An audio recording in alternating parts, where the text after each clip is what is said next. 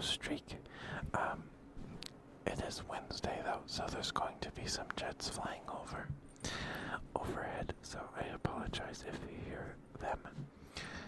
It should only be for this first few minutes. Hopefully they're not too loud. I am Nato. I'm good, CJ. I'm good. Just a little sleepy. Just a little sleepy. I am Nato. It's okay, CJ. It's alright. You're alright. You're alright. And Nato's gotten first for like 2 weeks straight. I was on time today. It must have thrown him off. But I'm good. CJ, I hope you're doing alright. I hope you're doing alright. And I hope you're doing good and Nato.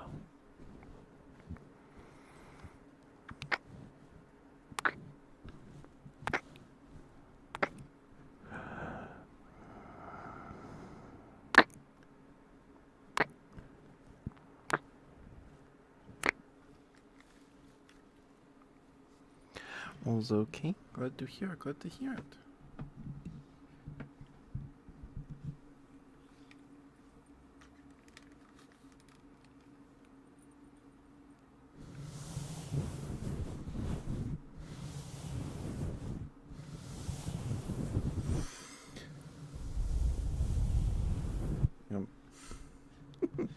I managed to start stream on time tonight. I did it. I did it.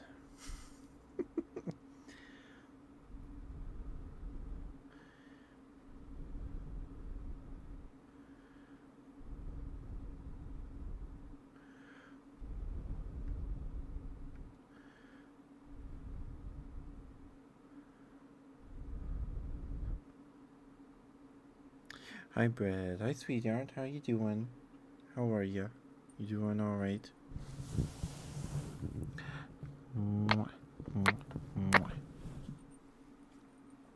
Good to see you, dear. Good to see you.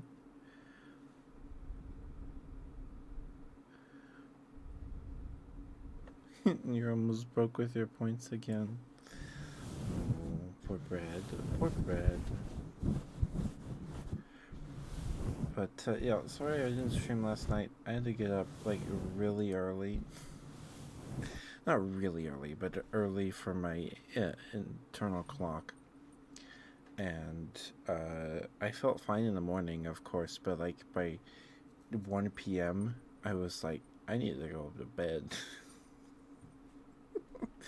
So, yeah, I just did not have the energy to stream. I did not. That's alright, and I hope you got some good sleep. Just heads up, we have an ad break in about 2 minutes. But I can do your kisses right now. And then the rest of your redeems after the ad break.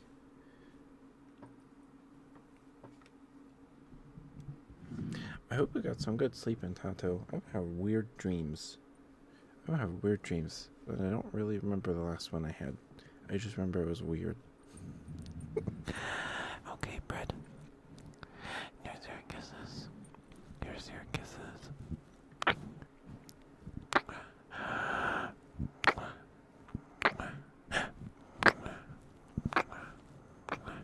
Oh, and you asked for mouth sounds today. Okay. Interesting.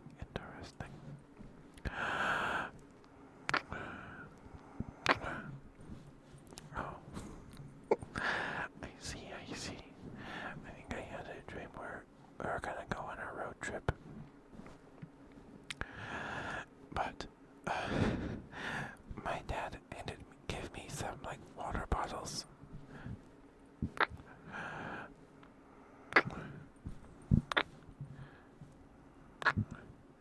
And, I kept, like, getting them broken or, like, popping them or something. So I just kept having to go back in the house.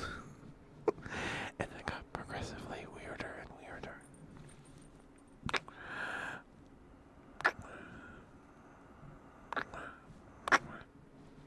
Hi, Ninedale.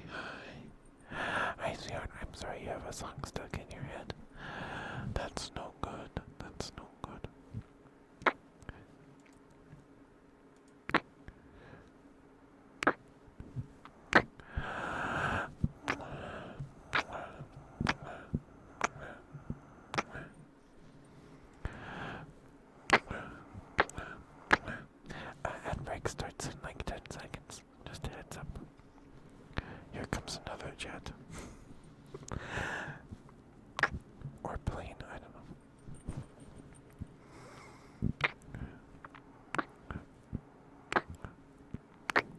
Ninetale, don't lick me.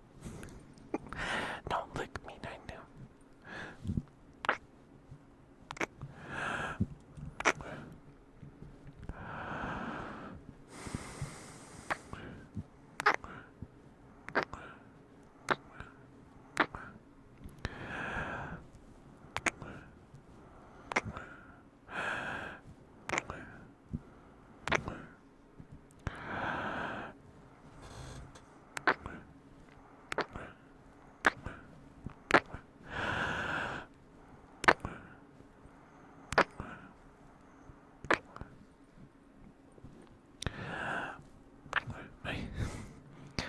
My breath is fogging up my glasses.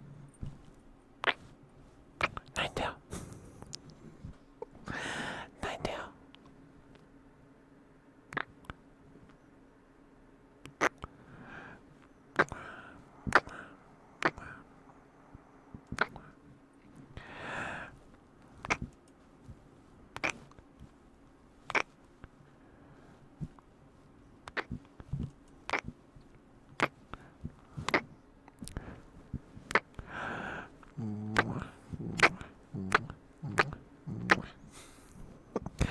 Ninetale.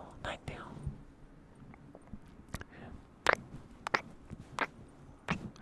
You have a new lick emote.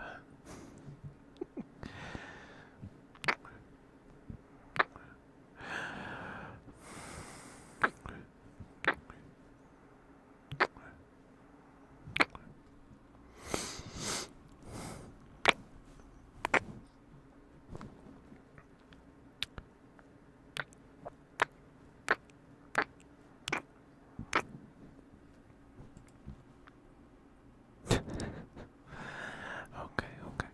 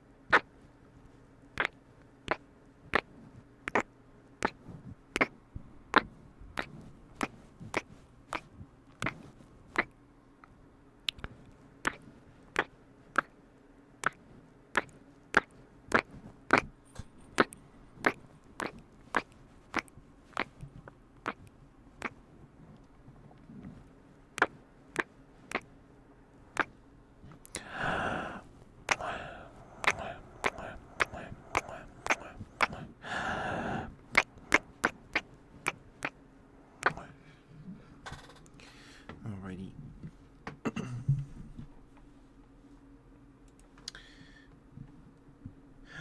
My day has been good, CJ. My day has been good. Unless you're asking Ninetale. But my day has been good. I was a little sleepy. I slept in. I tried to sleep in. Uh, I I woke up to my ringtone, like the basic ringtone, right? So I rolled over, uh, and I pressed the accept call button because it's from the doctor. It's from the doctor. So I roll over. I press the button, and the call ends. Like I missed it. Like the phone didn't say, "Oh, call ended." The thing said missed call. I pressed the button. I guess I was just a second. Split second too late. So I had to call him back. And I think I tried to sleep, go back to sleep, but I ended up just laying in bed all warm and cozy for like another 40 minutes. So kind of got up a bit early, but also, I don't know, not really. Um, yeah. What are you? What is this, Naito? What are you doing? But Brett, did you hear any? Did you get those smooches, Brett? Did you get those smooches, sweetheart? I want to make sure you heard them. If you did, I'll give you some more.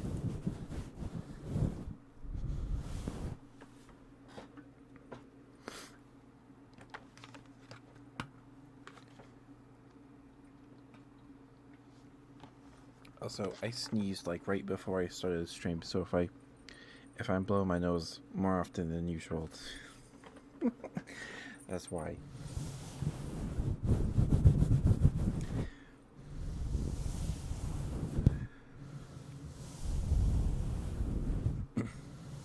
Give me 1 second. Let me blow my nose real quick.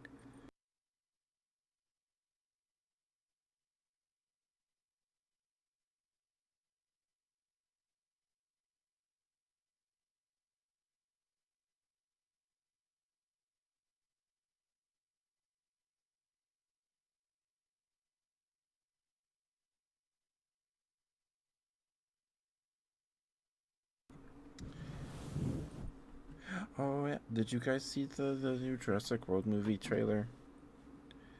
I didn't realize it was out already today. Um, they had posted like a trailer teaser. I don't like that. No, they do like trailers for trailers. It's annoying. It's like they did like a teaser, like a few months ago, and it was just the logo zooming out, the camera zooming out and showing you the logo, and then playing the da da da, and it still gave me goosebumps. But like, come on, please. Um, but there's a new trailer today. It's about 2 minutes 25 seconds. I mean, it probably cost them very little to produce the title scroll one, and like they posted the teaser for the trailer that released today was just bits of the trailer cut up. Right, it was like 4 seconds, or maybe like 14 seconds of like two panning shots. Um, and the it's cool. I am excited. Like I'm under no illusion that the movies are good. I'm not. I like the dinosaurs. I like the dinosaurs. And they showed a lot of dinosaurs in the trailer. I feel like they maybe showed too much dinosaur in the trailer. It's like you'd expect a trailer to be like, oh, here's a peek at like the raptor feet when the character's hiding under a table or something, or like the mosasaurus form underneath the water, or a shadow of the Hazagopteryx flying over the cliff or whatever, right? No, they just show us the whole animal. We see them. Um, so I don't know if that'll rob the movie of like that reveal of like the in the first film where it pans over and there's the brachiosaurs in the lake, and the Parasaurolophus are drinking at the shore, and then the one rears up and right. I don't know. I don't know. Because we know that's going to happen. Granted, Jurassic Park is like 40 years old or whatever, so I don't know. But it was cool. It was cool. I'm excited to see Spinosaurus again. Uh, the Spinosaurus famously killed the T Rex, a T Rex, in JP3. It wasn't Rexy or the parents of the baby T Rex or the baby T Rex from JP2. It was just some random T Rex. Uh, and then the Spinosaurus was banished for a long time because everybody hated it because it killed the T Rex. Which, like, come on. These animals would never fight really. Like if they took if the two animals, like real animals, interacted, I don't think they would fight. I don't think that maybe they would, but I don't think they interacted very often because Spinosaurus is bigger than T Rex. It is, um, just by sheer length. I'm pretty sure. Um, but Spinosaurus also spent a lot of time in the water. It ate a lot of fish, um, and I don't know. I don't even know if they were in the same area. They might not have been. Um, but the Spinosaurus in this new trailer look much more paleo accurate, um, to what we understand Spinosaurus is now. Whenever JP3 came out in like the early 2000s or the late 90s, whenever that happened, we didn't know a lot about Spinosaurus. Famously, the type specimen or whatever of Spinosaurus we had was just a few dorsal spines and a few other bones. We had very little material of Spinosaurus, and it was kept in a museum in Berlin, I want to say, or Dublin, somewhere in the UK. And then the UK got carpet bombed in World War II, and they blew up the museum, along with the Spinosaurus type specimen. And so all we had to go off of for Spinosaurus for a while was photos of the bones and sketches. Um, and the Spinosaurus is just a really weird animal. It's a strange animal to begin with. So now we have these cool ones. I mean, the JP3 Spinosaurus is still a really cool animal design. Like it is cool. It's cool, dude. Um, but it's nothing representative of what we understand Spinosaurus to be now. Um, Hi, Lexi. Sorry, it just started ranting about Spinosaurus. I apologize. Are you still here, Brett? I'm sorry. I need to do your redeems. I'm sorry.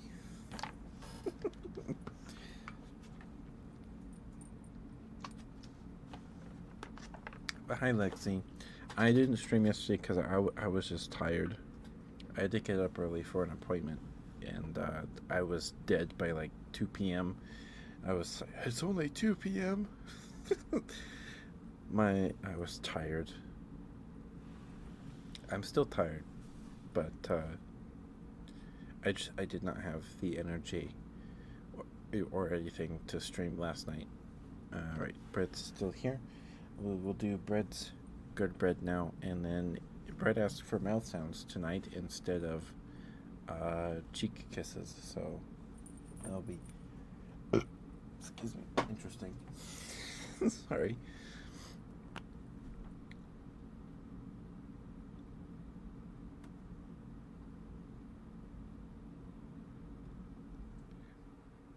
Look like they have back problems because Spinosaurus is just weird. Spinosaurus is just weird. Um, I don't know. You'd have to ask the guys that made it. Um, but it looks cool. I like the red and gray and whites, the shades of white and stuff on it. It looks cool. It does. And I think it's scarier than I honestly think it's scarier than the Indominus. Maybe that's why it didn't show up. Well, anyway, I gotta talk about that after I do breads for teams.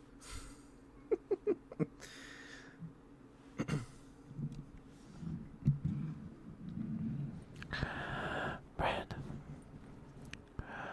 you're a very, very good bread. Good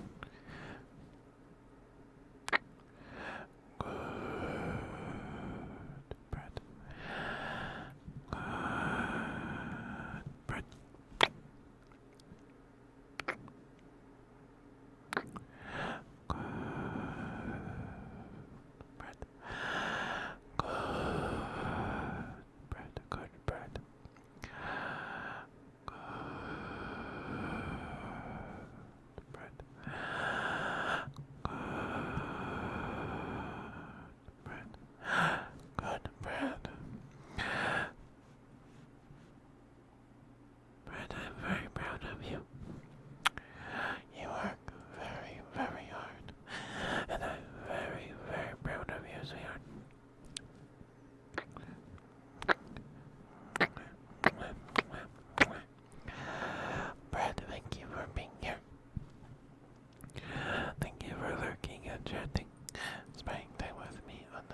times. Thank you, thank you.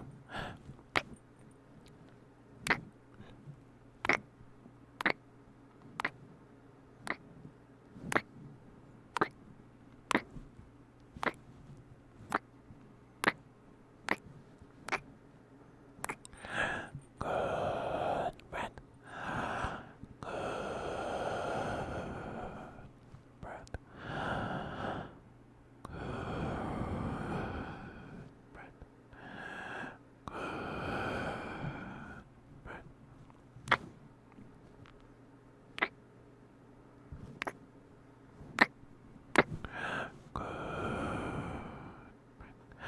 Good bread. Good bread.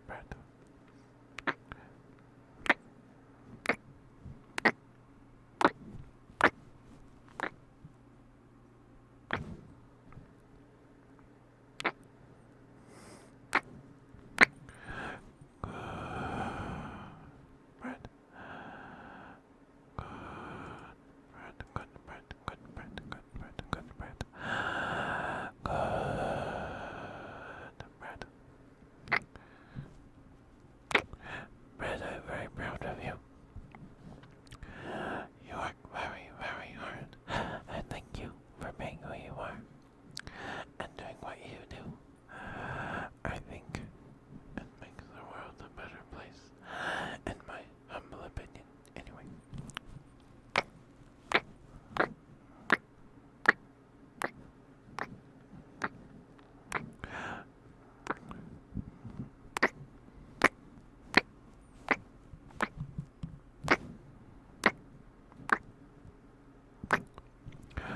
Good bread. Good bread. There we go. Good bread. Such a good bread. Yes, you are. Yes, you are such a good bread. Mwah. What is it? I think there's... Good bread. Yes, you are. Yes, you are such a good bread. Mwah. Mwah. Mwah. Mwah. Is there like a crumb under it or something? I feel like it's banging against the table too much. Desk.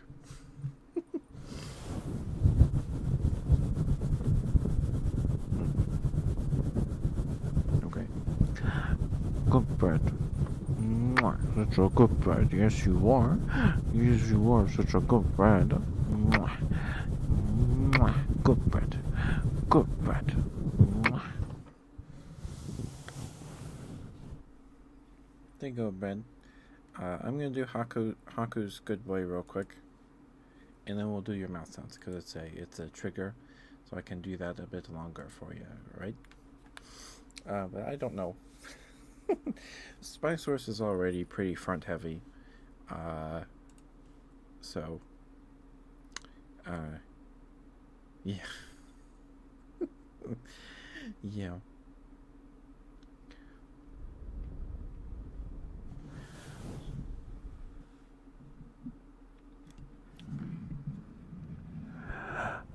Go.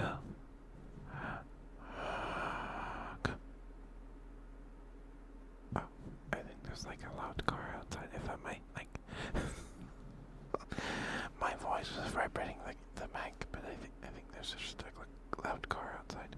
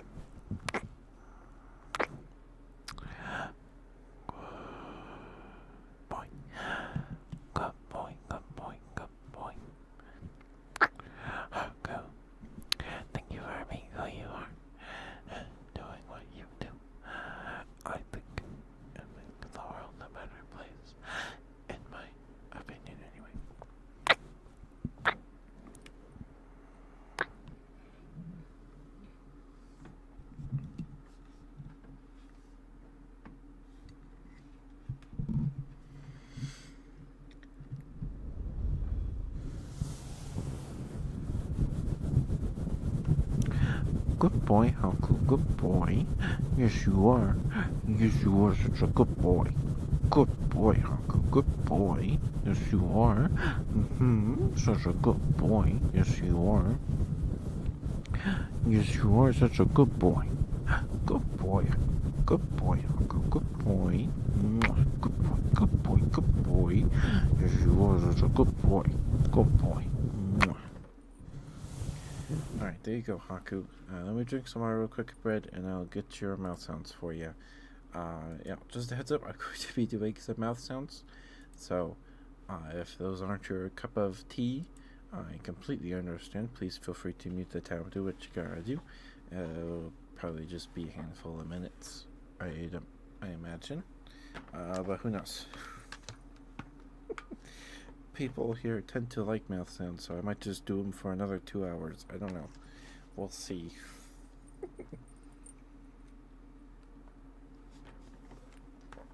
But I have a few things I want to ramble about today, so we'll see. We'll see. We'll see. And I might make little sounds while I do mouth sounds. It's involuntary. It just happens. So I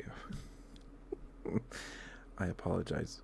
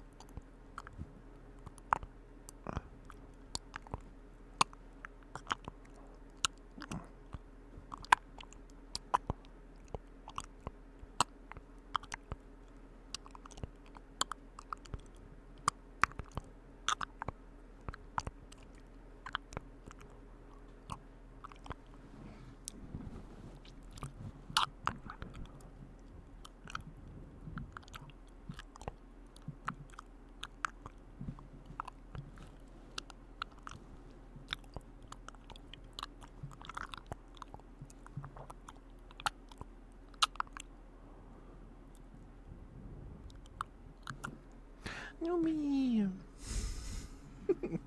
Hi, new me. Sorry, you raised it on me doing mouth sounds. Um, Hi, new me. How was stream? Wait, you were playing the Hello Kitty game? Oops.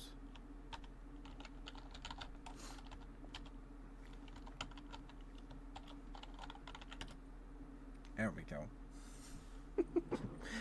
There we go. Please go follow me. Please, please, please. She's a fellow bear. She's a gummy bear. She's a gummy bear.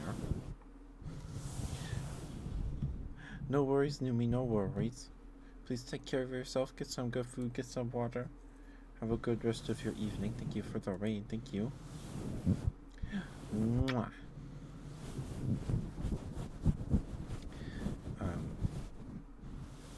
Yeah. Thank you for trusting me with your community, Numi. Thank you. I appreciate it a lot.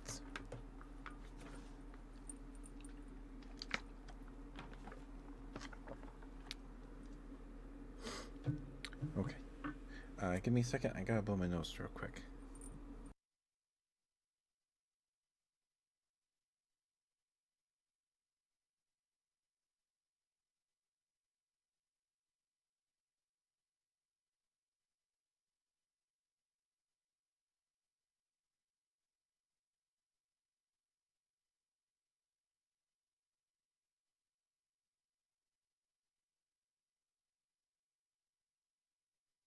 Okay. Sorry about that. Sorry about that. Um, Oh, I should do the spiel. Spiel. What is it called? Spiel. Spiel. Um. Hello, Raiders. Hello. If you don't know me, I am Ketchup Zipper, your local Teddy variety streamer. I do ASMR streams like this every Wednesday, Friday, and Sunday. And the rest of the week, we play games. Every Monday, we've been doing hand cam sewing streams. Excuse me. Every Tuesday, we play Digimon Cyber Sleuth. I didn't stream last night because I was way too tired. But I do stream on Tuesdays. Thursdays we play Monster Hunter Stories, the first one, and every Saturday we play an old Sega game off the Sega Genesis Classics collection, and because it got delisted from Steam on the 6th of December, and it had been sitting in my Steam library for years now. So I figured we'd play through them all. I don't have all of them. I was too late in buying it to get the Sonic games because they delisted the Sonic games from sale and from the collection itself, unless you already purchased them, because they made a Sonic collection, I guess. So we have a total of 55. This weekend is our 13th game, I want to say. And this weekend is Decap Attack. All I really know is I'm pretty sure you play as a mummy and you throw your head at enemies or something. So, that would be fun. Last weekend was Crackdown. I actually really liked Crackdown. I wish there were more games like Crackdown, or maybe a longer version of Crackdown. Well, I will say we beat it pretty quickly because I can't die when we play the Sega games because Sega built in a rewind and fast forward feature, so with the triggers on the controller. So if you die, you just hold the left trigger and it rewinds time up to like 2 minutes. And so it makes playing these games bearable because we can't die. So that we actually get to see the end of them. But if this sounds like anything you're into, please consider giving us a follow. We're getting close to 800. We're halfway there, and it's been like a month. We hit 700 like before Christmas, I want to say. I think. I'm pretty sure it was before Christmas, which is nuts. Maybe it was after Christmas. I think might have been, or we celebrated it after Christmas, something like that. But thank you guys for watching Numi and supporting Numi's content. She's great. She's great. She hosted a game show last year. That I was in an episode with Alma Kua Bear, and I should have won, but the wheel of, I don't remember what the wheel was called. It was not nice to me. I rolled the wheel, and it halved my point total, and if that didn't happen, I would have won. But that's okay. It was fun. It was so much fun. I hope Numi does it again sometime because she's really talented. She's good at that kind of thing. She's good at it. It was fun. Anyway. Okay. Let's get back to the mouth sounds. Do them for a little while, and go from there.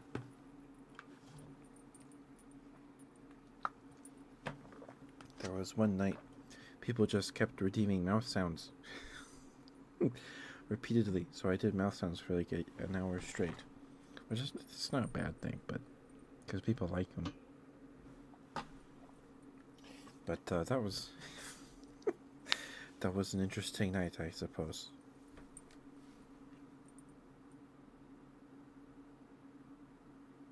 Okay, I thought I heard a police siren.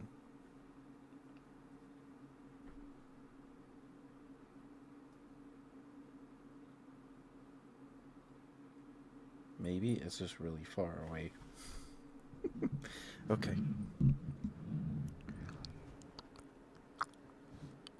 I apologize if mouth sounds aren't your thing. If you're not into mouth sounds, I totally understand. I understand.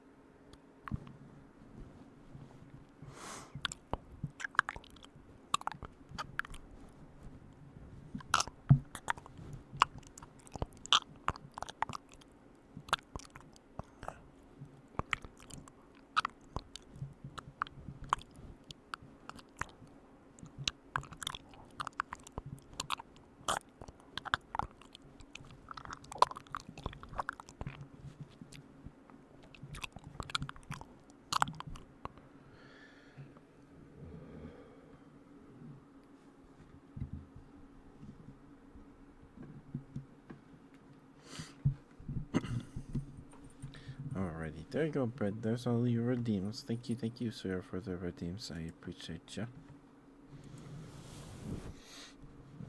Excuse me, sorry. Hope this is right for you. Um, uh, but I am excited for this new JP movie. I've been excited for all the Jurassic Park movies. I have. I've enjoyed all of them for the most part. Like, I'm under no illusion that they're all amazing films. I'm not. Um, I just like dinosaurs, man. Like, in Dominion, I know Dominion is not a very good film. I know that. Um, but as someone who's obsessed over dinosaurs since I was like 2, I'd watched Jurassic Park on repeat from behind the couch when the raptors showed up. Um, I was so excited when the characters got like stuck in the amber mines in Dominion, and then Dimetrodon showed up. Oh my goodness, I was so excited.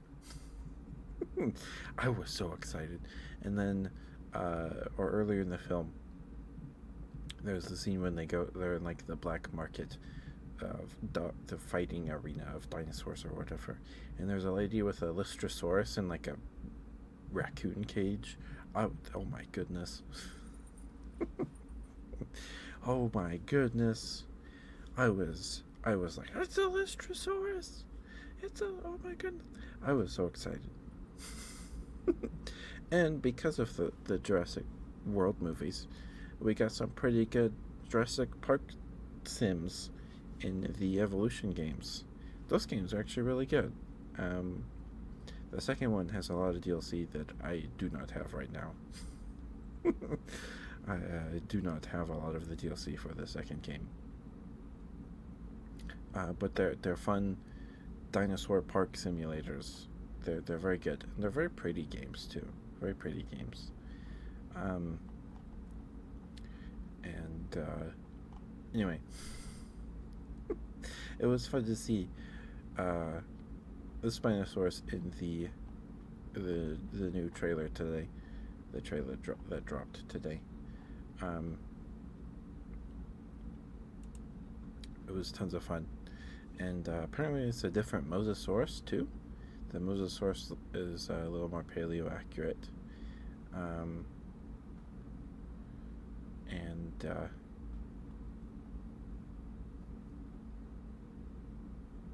yeah.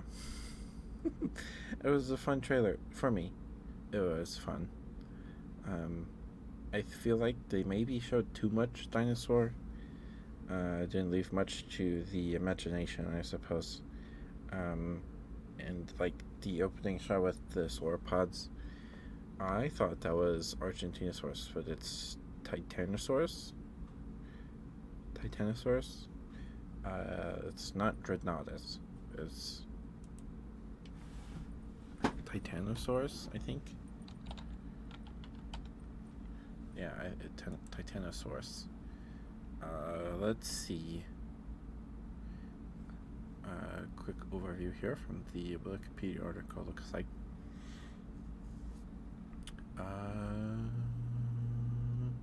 the top thing here from the overview is a Reddit post. Is it supposed to be Argentinosaurus? It looks like some. I thought it was Argentinosaurus.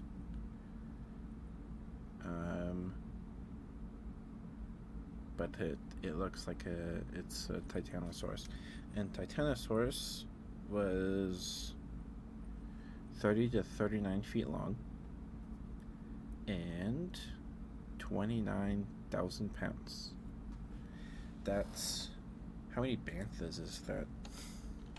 How many banthas is that?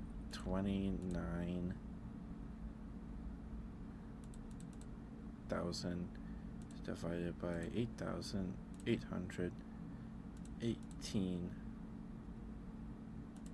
That's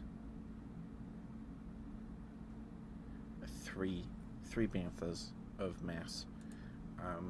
For anyone wondering why I'm trying to figure out how many banthas Titanosaurus is, because a few nights ago, was it Sunday?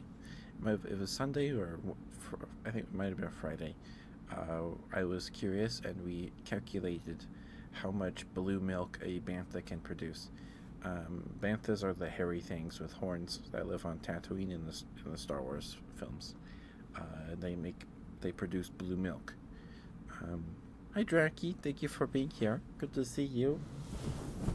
Mwah. You're cool. Thank you for stopping by. You don't have to go. You can stick around, but I appreciate you stopping by. Thank you, sweetheart. Um, yeah. So it seems to be Titanosaurus. And the trailer also shows them. They have to. So the plot is that this team of people have to go get DNA samples from three big dinosaurs for some reason. I'm pretty sure the plot synopsis is that they need DNA samples of three of the biggest dinosaurs for like a cure to a disease or something. I think. And then they show a pterosaur later because they need DNA from that pterosaur. Um, and people were saying it's Quetzalcoatlus. It's not nearly as large as the Quetzalcoatlus in Dominion. It also looks very different. Um, I think it's supposed to be Hatzegopteryx, which is always in contention for the largest pterosaur between it and Quetzalcoatlus. Quetzalcoatlus has a bigger wingspan, but Hatzegopteryx is heavier, generally. I'm pretty sure that's the consensus. And Hatzegopteryx is very terrifying. It's named after a seeming, I think, I don't know. But there was in the Cretaceous, there was an island called Hatzeg Island. I think it was a little larger than Ireland, the land mass of the Emerald Isle. It was a little bigger than that, and it ate dinosaurs. Because on that island we have the smallest sauropod ever. I think it's like 6 feet at the shoulder. Let me find out for sure. But it was small enough that it was eaten by this big, giant pterosaur, at least its babies, and there were tiny hadrosaurs too. And there's a foot bone. We have a foot bone, the foot, the ankle, and like almost up to the knee, like maybe half up the calf or the leg, maybe just before the knee, of a raptor with 2 sickle claws. It has two toes with sickle claws, and so just one. It might be that it's just 2 foot smushed, but I don't think so. But that's all we have of this particular animal. But there are people out there that think it's just a big proto bird. It's just a big bird. Which raptors are, of course, but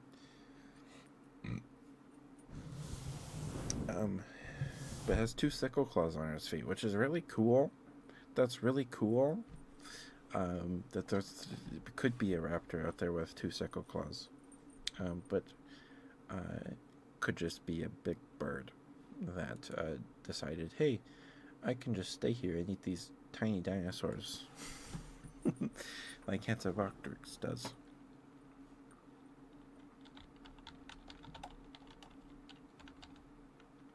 Oh, is it Hatteg? Hatteg? It's Hatteg Island, not Hatzeg. The pterosaur is Hatzeg. But the island is... No, it is Hatteg. I don't know.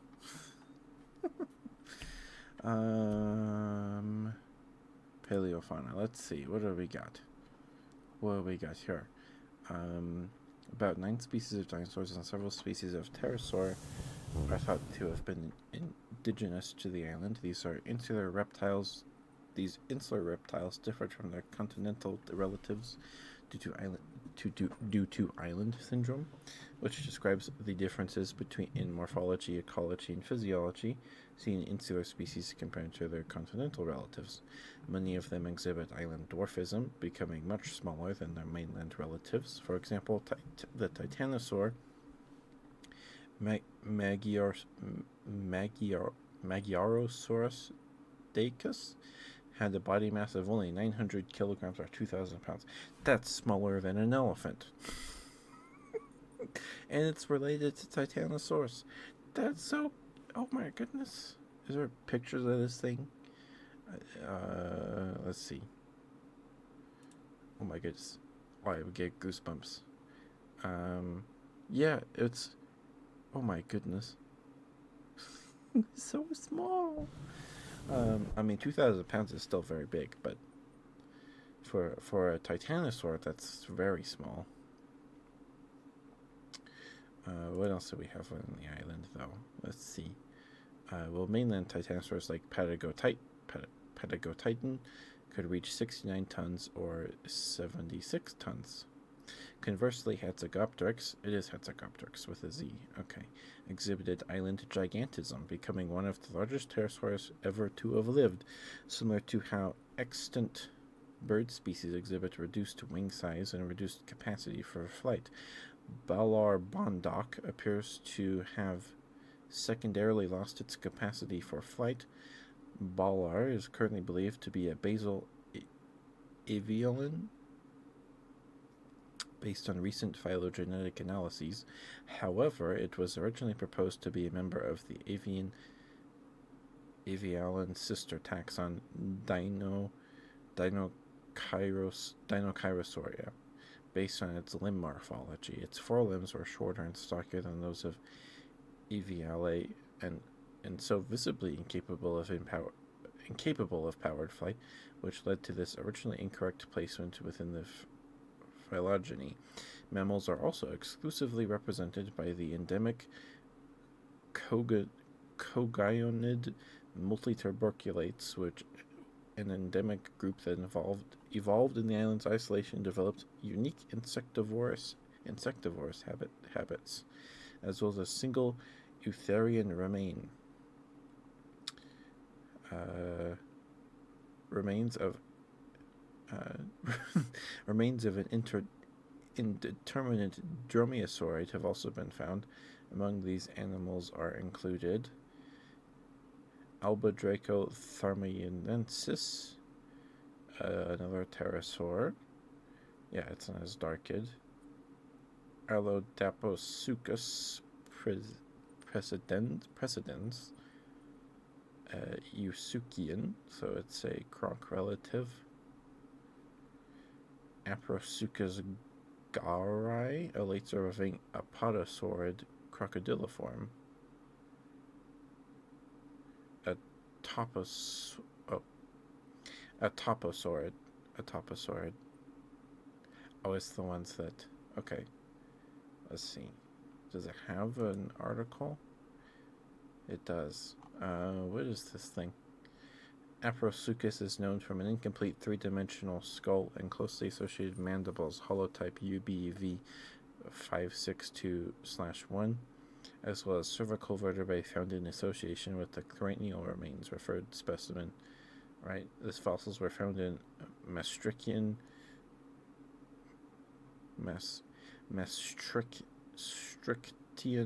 sediments of the Puy Gator, locally in the Hateg Basin in modern-day Transylvania, Romania. The name derives from the Hungarian apro, meaning small, and the ancient Greek sucus, crocodile. Okay. Actually, I didn't actually know that came from Greek. I learned something today. The species name Garai honors lone gira from the Babes of Bolia University. I'm gonna butcher these names. Excuse me. Aprosuchus was a small-sized Brevisaurine Eusuchian with an estimated body length of 600 millimeters. It differs from other crocodilomorphs through large palpebral strongly fused to the orbital margin of the prefrontals and frontals, and partly overlapping the prefrontal and lacrimal and heterodont dentition. I don't know what any of that means. I'm sorry. Aprosuchus. Hi, Crid. We're reading Wikipedia for a bit here.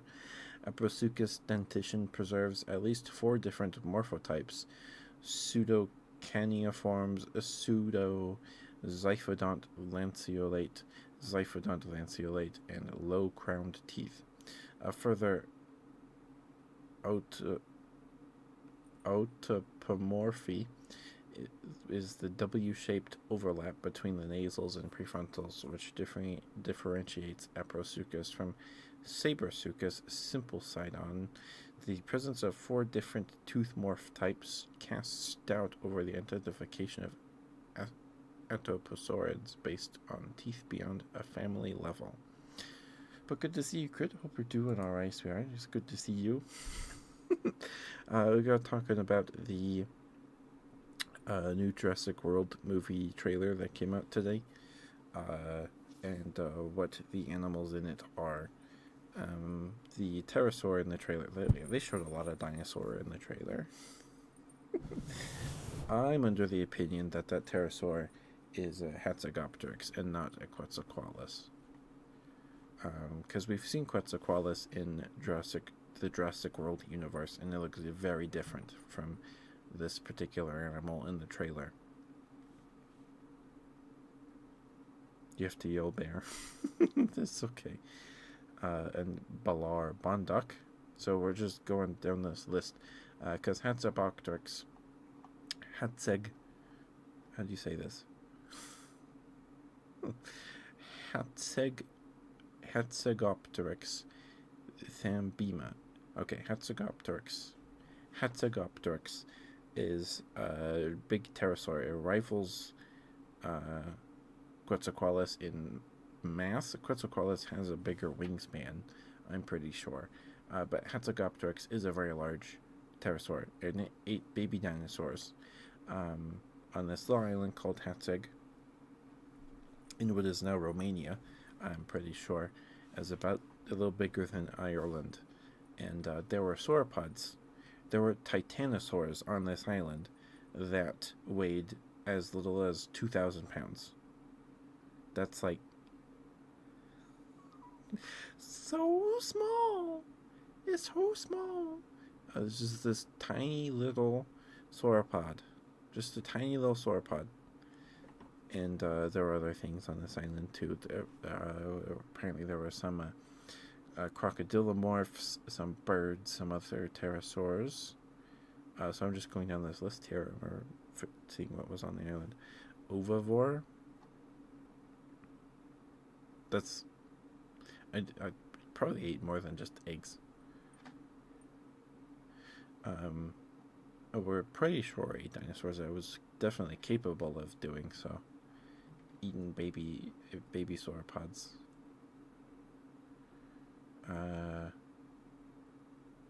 There were a few extant, a few endemic cogionid multituberculates, which are little mammals, and they ate bugs. So the island was also home to some primitive birds, some lizards, it was a carnivore, yeah. They probably ate fish too, but yeah, it probably mostly ate meat, for sure.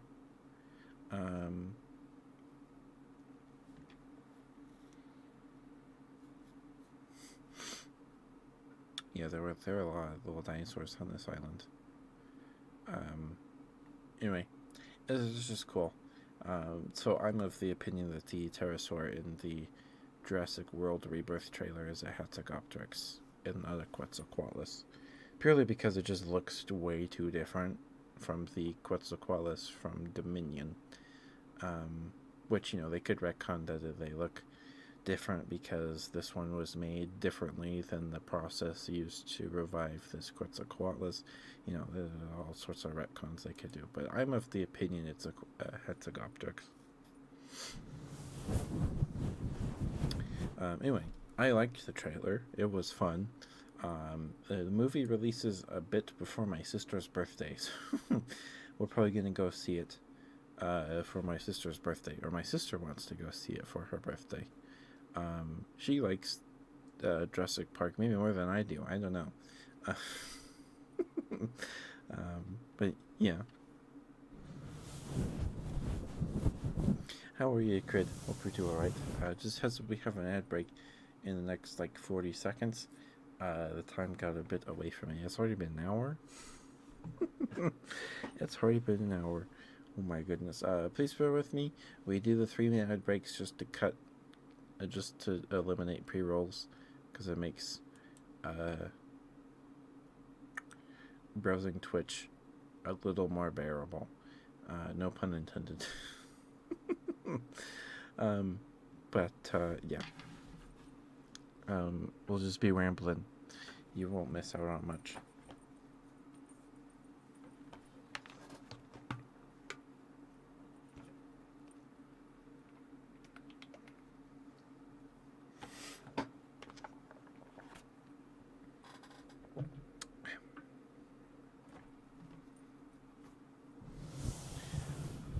You're chilling. Nice. I hope you're staying warm, though. It's pretty cold. It's getting warmer. I think it's getting warmer lately, but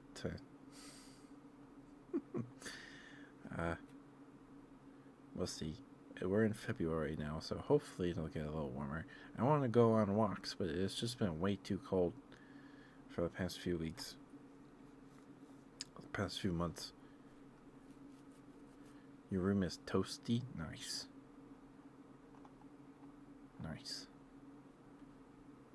I have a little heater right here. I turn it on, but I'm not too cold right now. And it's kind of loud. It's kind of loud.